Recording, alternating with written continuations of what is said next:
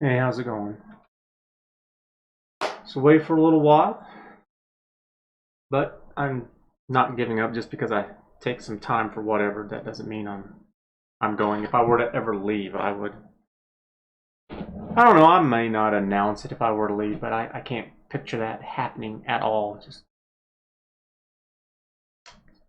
so I try to do 2 videos a day, Monday through Friday. The first one, which this one is about personal improvement, and the other one is the first one is practical focused improvement. If you're on YouTube, you go to that channel, or freedom of expression. If you're on anything else, it's all combined into one. And so with the practical improvement, and I've given it a little spin, creating a noble house, because it's like, go big or go home. So I want to do the best that I can with all this, which, just like with anything that you start off with, you're going to be horrible at it. You just didn't go and jump on a bike and started doing wheelies and whatever kind of tricks. It's like, no, you started off with training wheels and you improved your skills from there. So I was talking about where we left off about you dealing with yourself. And so this is a pretty good picture right here, that I found online, and that is, who are you? I see a lot of people that I've known, friends, family, co-workers, whatever, and they say all this crap, but they're not it. A really good example that I think people can relate to is whenever people talk about, yeah, well, I really care about my health, my diet, my exercise, whatever, but then they don't do any of it. They might proclaim it to the stars and heavens above, but then they don't do it at all. So if you want to know if you are really lining up, that's a good self experiment to do, an exercise to do.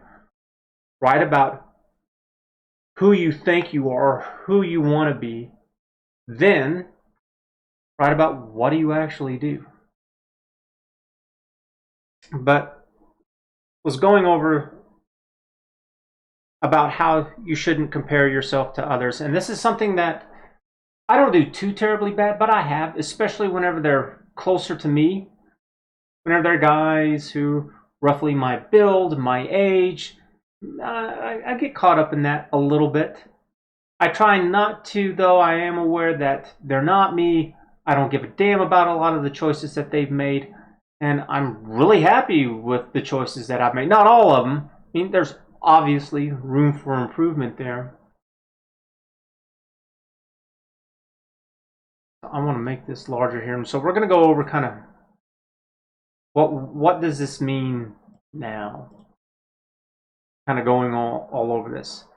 So with a lot of these, I have a little word pad where I write this down, and I was thinking about how can I do these better. It's like, well, I was thinking of something of kind of like having an outline with words and definitions, and then explaining or facts, evidence. I don't care about people's feelings, even my own. Because my stomach, for example, will give me this feeling that I'm hungry, but if I go look for a fact, such as getting on the scale to see if I really need to put any more food in my mouth, the scale doesn't lie to me. Like, nope, you're still overweight. You don't need to be shoving any more food down your mouth. Get a grip. But this needs to be,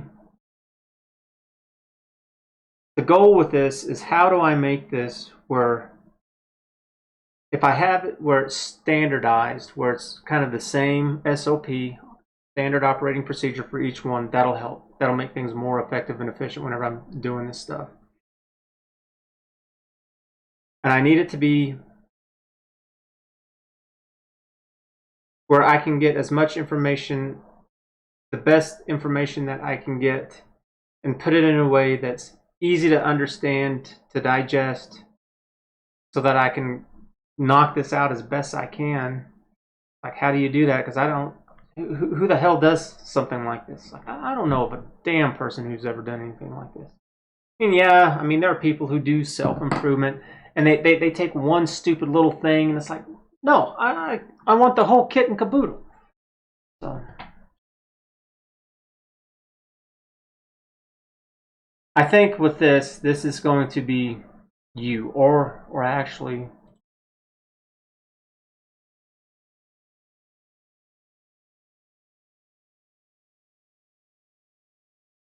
focus on you. I might change that later.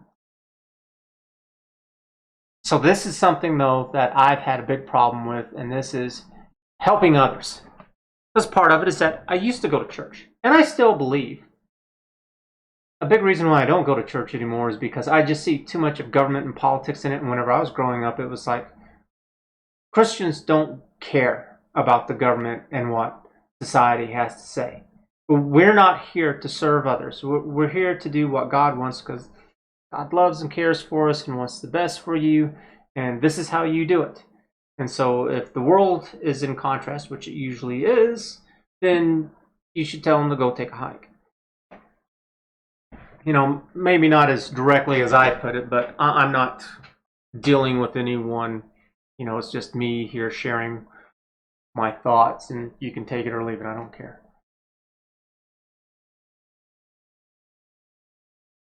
So you can't help others. You wish in one hand, shit in the other, see which one fills up first. You just can't do it. You can't help anyone. I cannot help anyone. And if you think that you can, then start with me. Because I'm not going to do anything I don't want to do. And it's the same's true in reverse. I can't make you do anything. Man, if you shove that cake down your throat, that's something that you did. I'm not responsible for that. If I shove some wonderful cake down my throat, that's all on me too. I have no one to blame except for me. One of the things that I really, really just despise is people who want to give money to charities and to homeless people and all this stuff. It's like no amount of money fixes others. Because if that's the case, then I want to know, how much money does it take to break someone of their addiction, to help them to rebuild their broken relationships, or makes them work better, or be a productive person, or be a good parent, or a good child, or stronger, or healthier, or smarter, or more capable? Because last time I checked, if you wanted to be like a smarter person, then you had to get your butt up and you have to go to school. If you want to be healthier, you got to get your butt up and you got to go to the gym. If you want to have less weight, then you got to get your butt up and you got to go to the grocery store and you got to make good decisions. These are all things that are pointed towards one's self. I've never done this with anyone else. I've never known anyone to do this with anyone else. I take that back. There is an exception. And it's people who are mentally incapable of doing this. So that would be children, people who are mentally impaired, senior citizens in cognitive decline. There's a minority of people out there where, you know what, that is the case. But for the average normal person, such as you and me, no. For everything with me in my life, it's me. Everything in you in your life, it's you. So you cannot force anyone to do anything they don't want to do. So this is one of the things that they have in the Bible is, do not cast your pearls before swine. You are just wasting your time. You can have all these pearls of wisdom. But if these people don't care, whoever it is that you think that you're helping, if they don't care, they don't care. And it doesn't matter if it's the greatest advice in the world.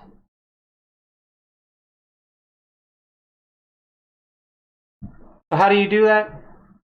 You know what? If your advice is so damn good, then prove it. And so we'll get into that.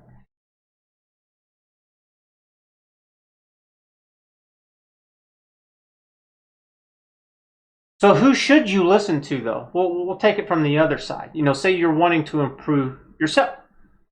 Well, don't listen to people who do not practice what they preach. I tell you what, one of the things that definitely gets underneath my skin is whenever some fat person tells me how I need to eat or exercise. It's like, shut the hell up. You obviously don't have a clue. Because if it was so damn great and you believed in it so much, then let's see it. Where is it? Don't tell me this. You can keep your damn mouth shut.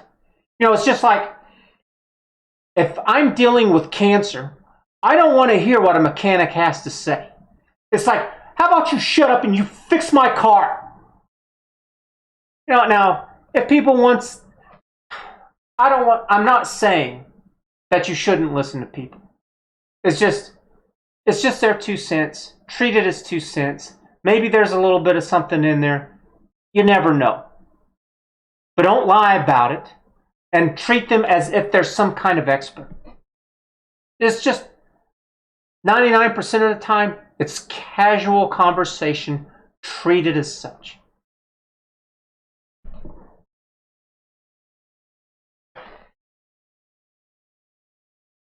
Do not listen to people who are not experienced or educated. You don't have to be educated. So, for example, I've lost 50 pounds losing weight.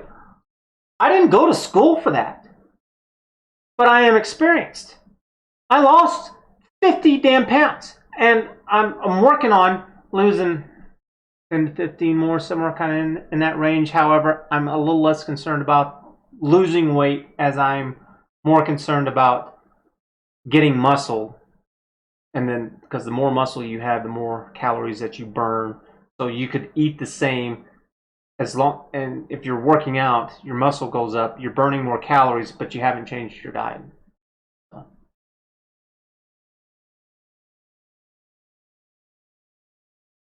So you don't listen to people who are not experienced or educated, because opinions are like assholes. Everyone has one, and most of them are full of shit.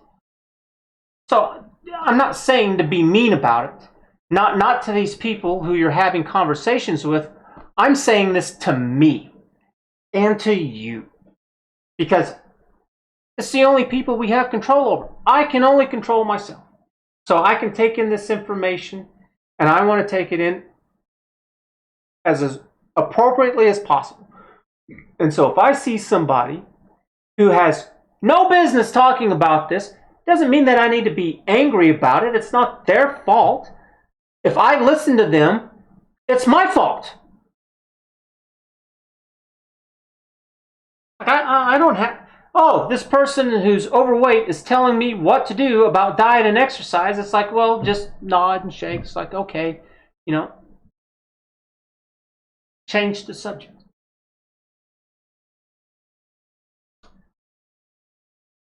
So who are these other people that you do need to have?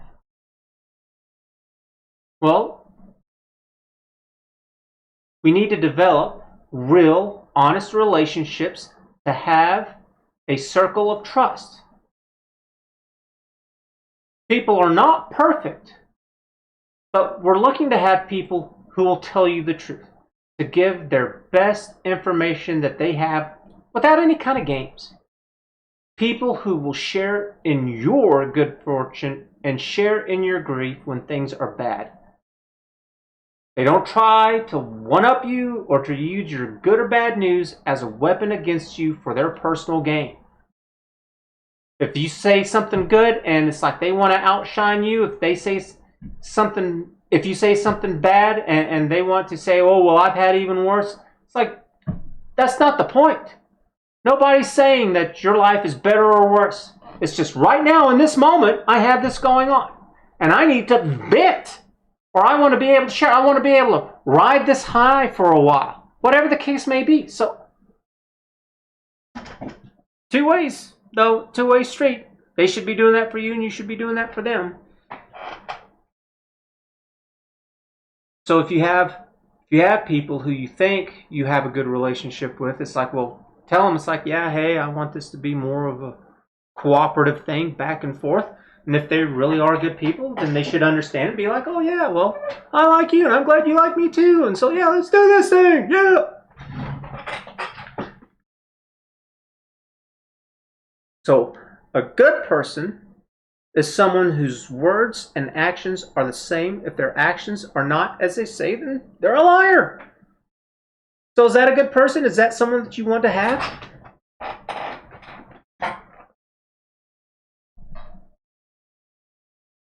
I'm going to change that.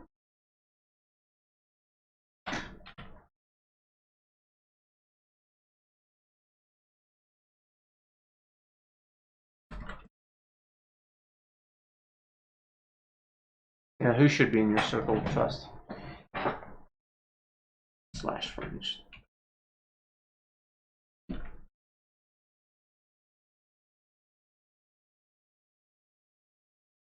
All this is getting down to that you can only help yourself. Only you can control your actions. You can't make me do anything. I can't make you do anything either. No one can. You might be able to threaten and intimidate and play mind games and crap like that, and people who engage in that are trash. You know, again, the exception is people who are in some children, people who are mentally disabled, and seniors in cognitive decline. So, but other than that, for the normal, average person, no, I'm not interested in people like that. It's like, you can get out of my life. I don't need toxic, ugly, nasty people like that. Where they are trying to be manipulative. It's not to say that they have to explain everything that they're doing. They don't owe me an explanation. I don't owe you an explanation.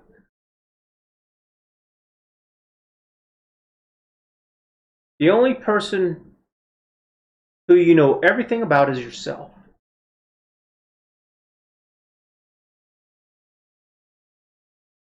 Find out if you're really being honest with yourself. Write about the person who you want to honestly be. Next, write about what you actually do, then make changes, because this happens a lot. People kind of see themselves one way in their head, but what they're doing, what their actions really are, don't match up. And for a lot of people, I would say is, who's ever done this kind of thought exercise? Think about it, write it down, so you can compare and contrast. It's like, oh yeah, this is what I am. Oh, I'm kind of really not doing some of this stuff. And if you want to help others by living by example. If your information, if what you have going on is so good, then why aren't you doing it? It mustn't be that good if you're not even doing it yourself. It still may be valid. Maybe it is. Maybe they're just trash and they can't even realize that they've got something there. But I tell you what, I will have more faith in the person who actually does it. Put your money where your mouth is.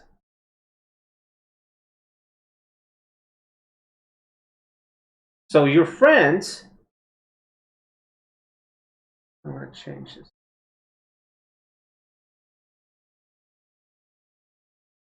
Should be people who share your values and goals with life.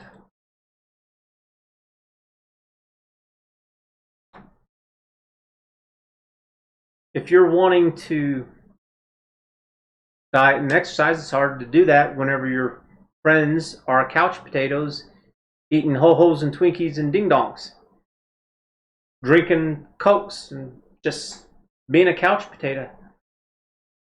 Whatever your hobbies are, it's hard for you to do those hobbies if no one in your life is doing those things.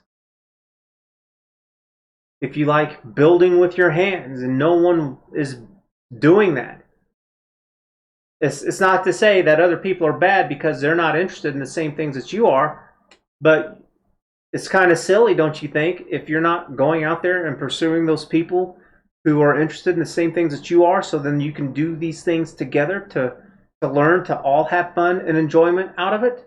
So for example, right now is that I'm looking to getting back into dating again. I've taken a hiatus from all that crap. And part of it is that I want to focus in on what it is that I want from a real relationship, a long-term relationship, marriage. And so this means, well, what do I want out of my marriage? Because that's going to help me find a girl who also wants the same thing. So it's like, well, I want a girl that doesn't have children because I don't have any, and I want them. So that's going to be hard to do with a girl who already has kids. And I also want a girl where she's going to devote herself to me and the family, because I'm going to devote myself to her and the family. I've been watching a lot of these videos on YouTube of these people, these guys especially, where they show these TikTok videos of these girls, and these girls talk about guys like, and these women do not have a damn clue. Then they say all this crap, and it's like, these are not things that I am interested in at all. Bossy women who just think that they're all that. They want to continue to be on social media whenever they're with someone, and it's like, not interested, not interested, not interested. I don't care, I don't give a damn. I want to fill my house filled to the brim with memories of my family. I don't want like Christmas decorations bought from the store. I want it filled with Christmas decorations that we've created, that we spent time together as a family, and at the same time we talk about our days, the things that are going good and going bad, and helping our kids develop, well, what should I be doing or looking for my friends or whoever it is that I'm dating, whatever kind of issues that they have going on with school, with teachers, with grades, with their extracurricular activities. I want a wife that wants these things because that's what I want. I want a wife who's not just going to sit around the house and do nothing. I want a wife who's going to be active with our family. And so if she's going to date me and she can't get off social media, then you know what? Neither am I. I'm going, if I catch her just once on any of it, and I don't give a damn, Facebook, Instagram, Twitter, Twitch, whatever the hell that's, I don't know all this crap out there, but if I catch her on any of that, it's like, well, then we're done. And I'm going to be looking for the next girl. And at somewhere between the moment that I catch her to the time I find a new girl, she's going to be gone. It's like, I don't care if her friends or family are on Facebook. It's like, no. If there's something going on with your family or one of your girlfriends that you really need to know about, then they can call you, they can text you, and you can have a real relationship with them, and not this Facebook barrier in between. No, we're not living our life through somebody else. We're going to have our own life. And if you're concerned about what your parents or your friends or family are doing, then invite them over. And I don't give two damns about somebody who lives across the state or the country or the world.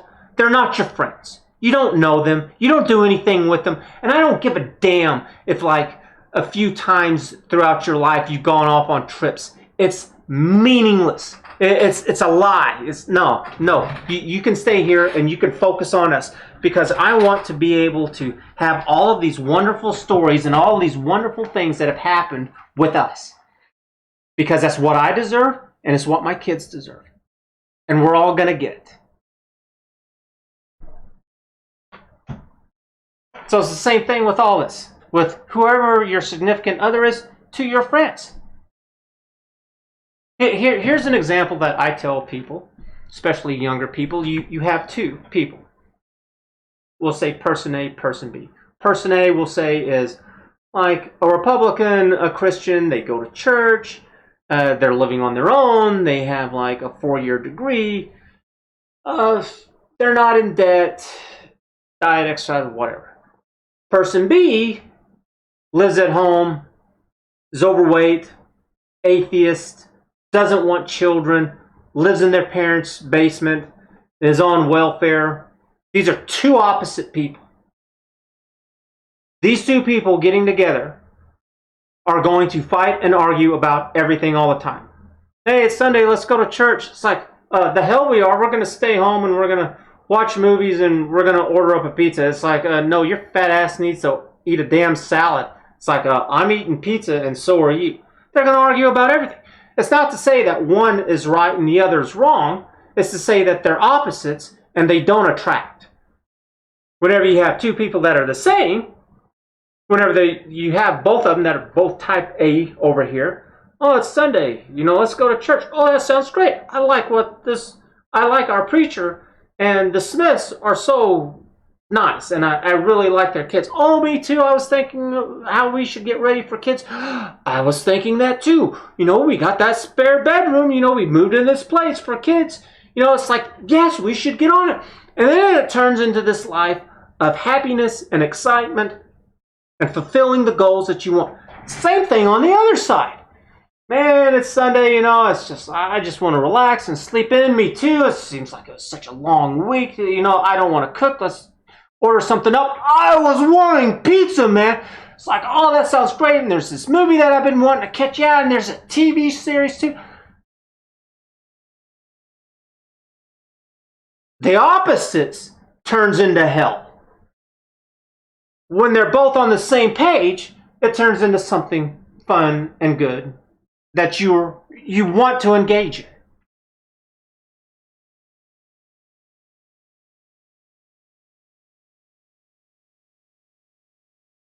So you can only help yourself. You only control your actions. The only person who you know everything about is just yourself. So write about it. Write about you to fix yourself. And if you want to help others by living by example. Put your money where your mouth is.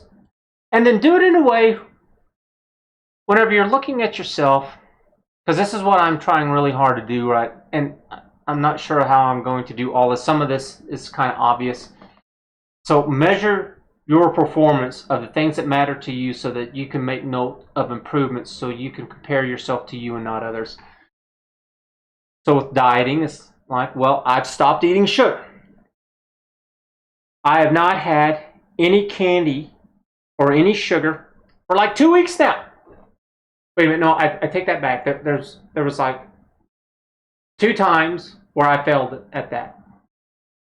Not this Sunday, but the previous Sunday, whenever I went to go do my grocery shopping, bought a pack of donuts. It's just force of habit. It's just what I normally do. I wasn't paying attention.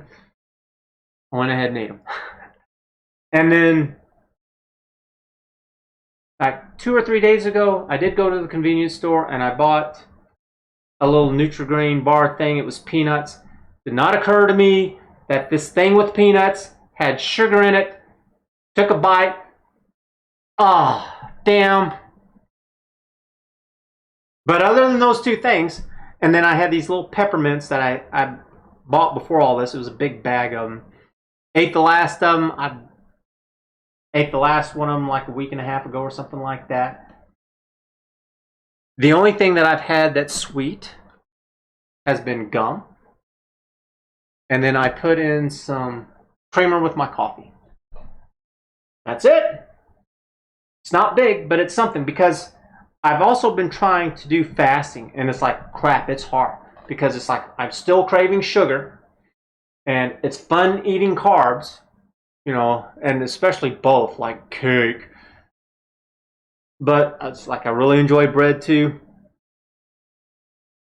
And then trying to not eat sugar, not eat carbs, and just not eat altogether, like that's a little bit too much. I've been working on it a little bit.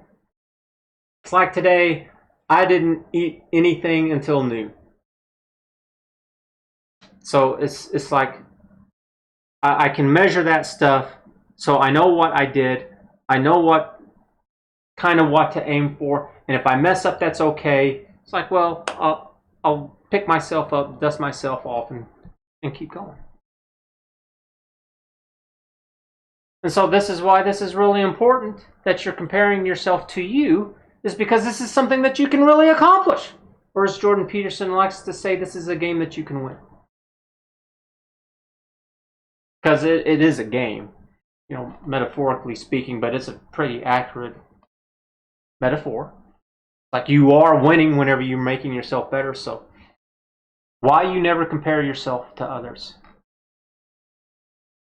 You can only contrast yourself with only you because you're unique, which by default makes you the only one qualified for comparison.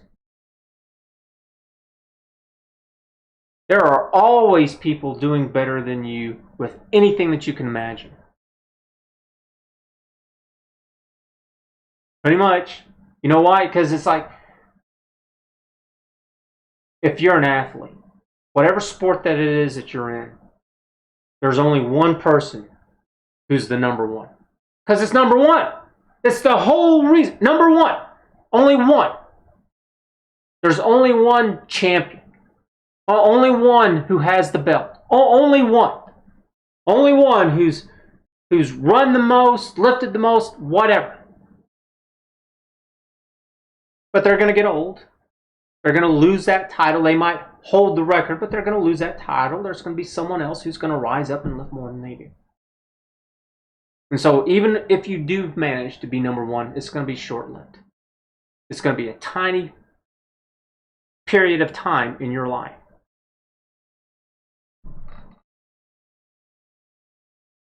Others have different struggles they undertake. They have different challenges. Others have different burdens that you're not even aware of. Everyone has a hard life. Everybody has something that they struggle with. It's not this stupid magical world of rainbows and fairies and unicorns jumping over your head, farting pixie dust all over you, and it's just like, oh, everything's great. It's like, grow up. So comparing yourself to others is just jealousy and resentfulness created by you. Because I didn't create this. Whoever it is that you're looking at that you're jealous of, I didn't do that. Nobody else did either. Maybe your parents might have been that way, and so some of that rubbed off on you, granted. Because that's really the only reason that you're comparing yourself to someone else, is that you're jealous or resentful about something. It's like, oh, they got it so much better over there. Like, yeah, and a whole bunch of other people, and that doesn't mean that your life is trash. Doesn't mean my life is trash, or anyone's life is trash. I mean, so one of the things that I get worried about is having a little kid.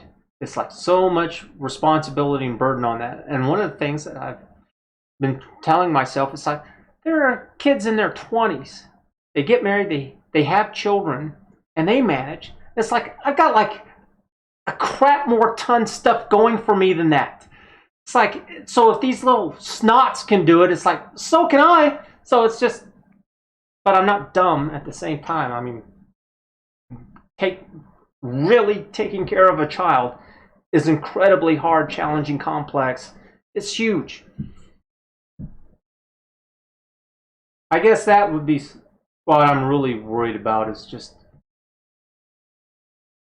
not doing enough. I really want to do good to my children. Yeah, so even though 20-year-olds can do it, it's like, I don't care. Yeah, I don't care. Because there are 20-year-olds who do it horribly and do it great, and it's like, oh, well, I want to do it great, so maybe that's not it. So that would be more along the lines. So. But still, I mean, it should still be easier, because I just have so much more.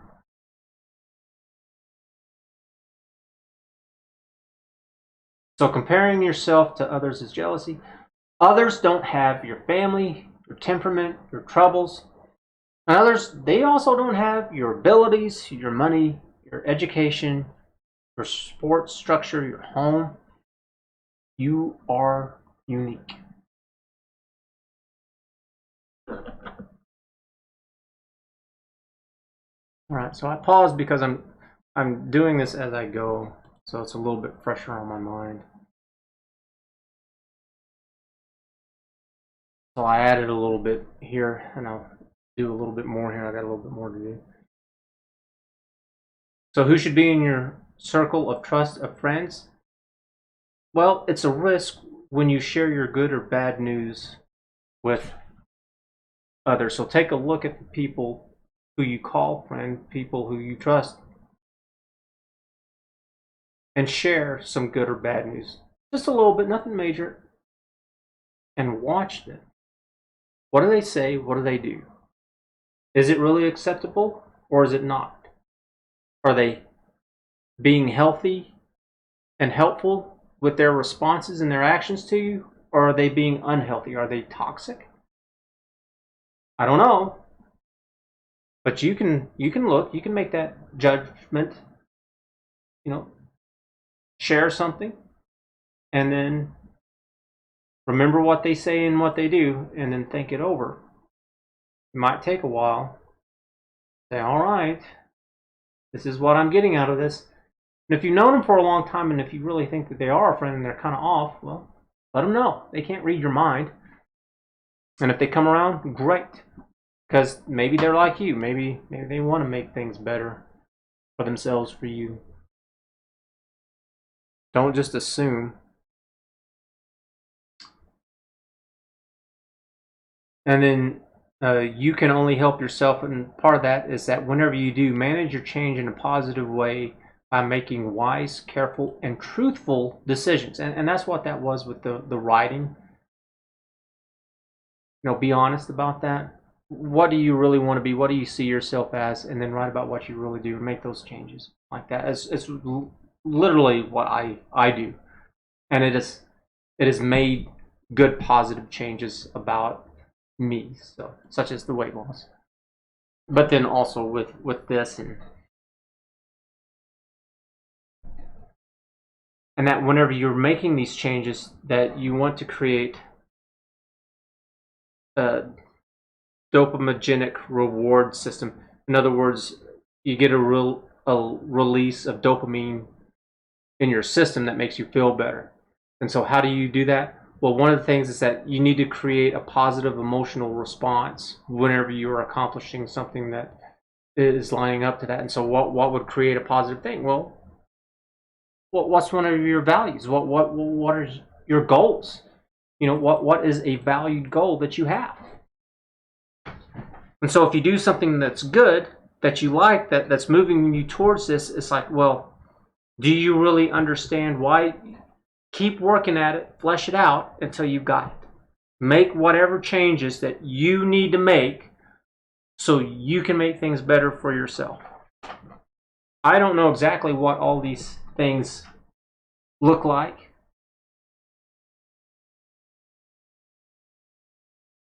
One of the things that I did was with the weight loss,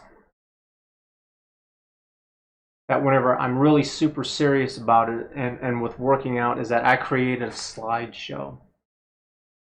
And the slideshow has all these pictures of men, women, young and old, couples and singles. And it's showing their bodies. And it's like, well, why can't I look like that? Why can't I have a six-pack? And I tell you what, some of the ones that really piss me off, I have one of a couple of girls who look like they're 10 years old. 6 packs on these little girls. It's like, if these little girls can do it, why can't I? Another one that really gets underneath my skin. I've got some of these old men, gray hair, 6 packs. Man, it's both ends of the spectrum. These little kids and these old fogies, 6 packs. Why the hell not me? I tell you what, I look at that and it's like, there's no reason why I can't. I just have to get my mind right. I need to break down this stupid wall of thinking that I can't, or it's impossible, or it's too much, or whatever. It's like, no. These dumb little kids, these weak old men, they have it done. Why can't I? If this is really what I want, I should be making time for that. One of the things that I've also done just within the last week was I took a look at like how much time I've wasted with games and movies and TV shows and listening to music, and it was like years. Just like years.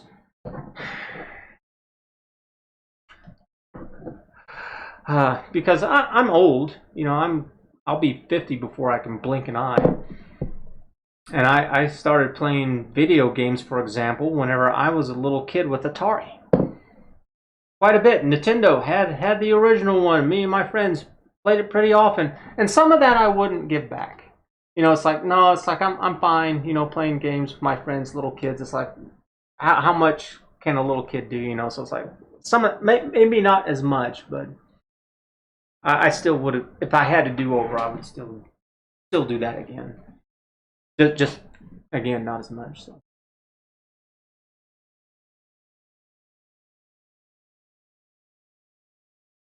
And then here at the end,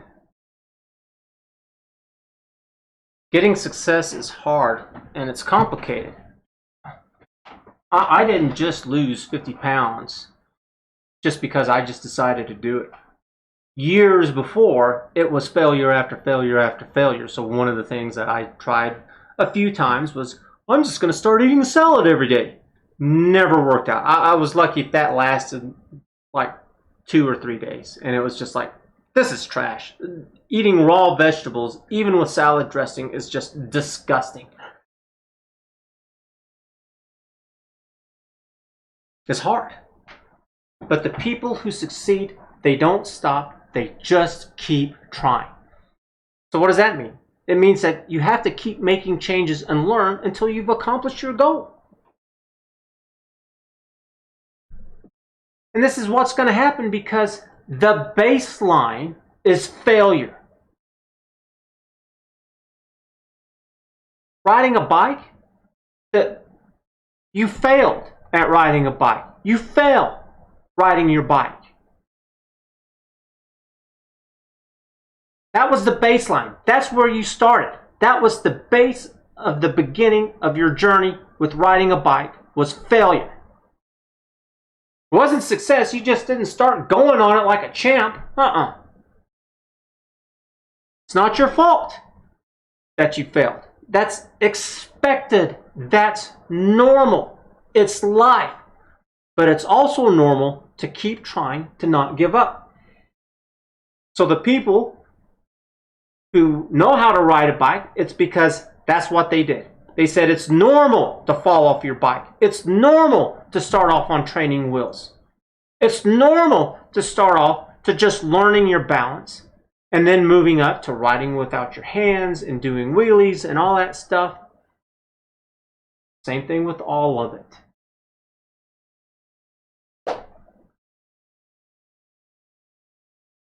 So from all this stuff that I'm going to be implementing, this is the stuff that I want to keep in mind. And so this isn't quite what I wanted with this, but at least I'm making progress. Because the big challenge is how do I make this into something that's easy to digest and understand.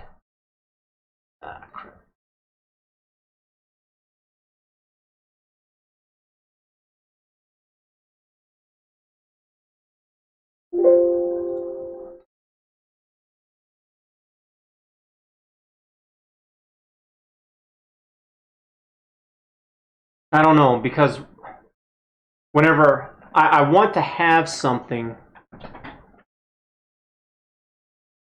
where it's a summary of all this. And part of this means that I have to trust myself. It's like, I trust everything that I have here. I looked into this. This is what I found out. This is what my understanding with my life has been, that to the best of my ability, this is what I know to be true as of this moment. It's all subject to change. I'm not saying that I know it all, but as of right now, this is the truth, because this is honestly the best that I know. But this is too much to go over. I don't want to have to read all of this every single day. Because that's what I'm doing here with this. I'm putting a lot of this stuff down right here.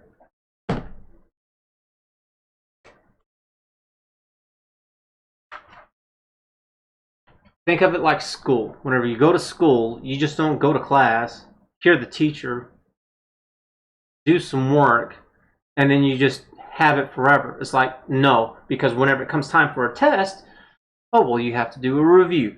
You have to go over your notes. You have to reread some of the material. So then that way you can do good for the test. This is no different. You think this is just magically going to stay in your head for the rest of your life? Because of some reason? It's like, what reason is that? It's like, no, it's still your mind. Your mind still processes and deals with information the same. So you gotta treat it right. And so here, I guess it's on my second page. One of the things as to why I'm motivated to do this is that as you get older, you realize that your body is slowing down, and I cannot do the things like I used to, even though, man, I want to. It's like I went running last night. I had this stupid pain in my leg, and it's like these pains that are happening in my legs, they're happening more frequently, and it's like I've been running forever. It's never been an issue. It's because I'm getting old. So that's one of my things with motivation, is that my time's it's running out. Time's up. I'm dying. I'm getting old. I'm getting weak. I want to have a family. I want to have kids. And then I have goals. And I wrote it down. I wrote down some things that personally, with my personal relationships, my financial, my education, my health, and it's like right here. It's page number 2. It's in real short form, kind of a summary, outline kind of thing. It's like, yep, I've gone over this. I don't need a 500-word essay. Like, I've done that. I've written a lot about this. I've looked up on a lot of this. And it's like, here's the highlights. Here's the key words, the buzzwords, I guess you could say. Oh, buzzwords, really? Is that what it is? Yeah, well, that's all right. This is a time where buzzwords work. They work for me because they're personal to me. And it's like I can still do all these things because it's not like, I'm not saying I'm 80. I'm not that old. But it is to the point where it's like, I don't have that much more time left. So it's like, time to get hot, get busy, or get dying. It's like I'm not dying anytime soon. It's like, no, not yet. So, yeah. Where are we at? 48 minutes. I hope this was helpful. I hope there was something in here that you could find. Do it with me if you want to. You're welcome to. I don't care. I'm putting this online just for that reason. To lead by example. I'm not forcing anybody to do a damn thing. But if you want to, man, great. Go you. So, if you've learned something, if this was helpful, if it's like, yeah. And whenever I was first doing this stuff too, I wasn't writing stuff either. It took a while. I wish I would have, but hindsight is 20/20. And if I had to do over, it's like, yes, I would have. The sooner you start, the better. But if not, I did the same. But I would highly encourage you to just really kind of do something. Something, anything. Anything. It's better than nothing. And make it where it's measurable and just increase it, even if it's by a little bit. Whenever I lost that weight, I like to use that one because it's a clear example for me. Is that I used to only focus on like 2 things for 2 weeks. That was it. And it took like 2 years of me doing that to get to where I am now. And that's why I'm kind of doing right now. I'm not trying to do it all. Just like I was saying with the fasting. It's like the sugars and the carbs and the hunger all together. It's like, that's a little bit too much. Well, it's like, well, I can do the sugar. I can focus in on that one thing. And that works. it's much easier to focus in on one thing. So then whenever it comes time to really fast, I don't have to worry about those sugar cravings nearly as much as I am right now.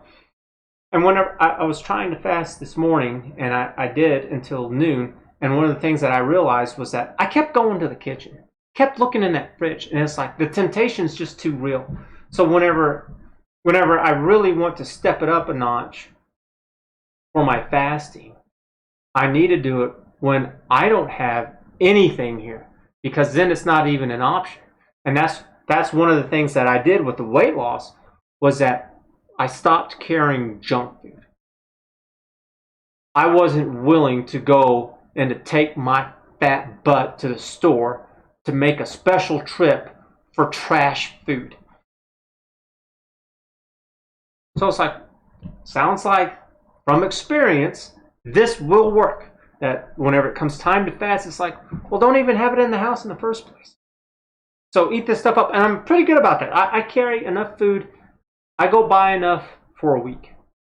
And so whenever the next week comes, I'm just about out. And so that would be the time to do it. And instead of going to the store, I can put that off for like 1, 2, 3, 4, 5 days, whatever it is that it needs to be. And it's like, that's going to work real well. And so if this was helpful to you, if you enjoy listening to all this, or whatever the case may be, I would appreciate a little help in return if you would give the video a thumbs up, and if you would subscribe and become a member. So thanks for watching. Catch you later.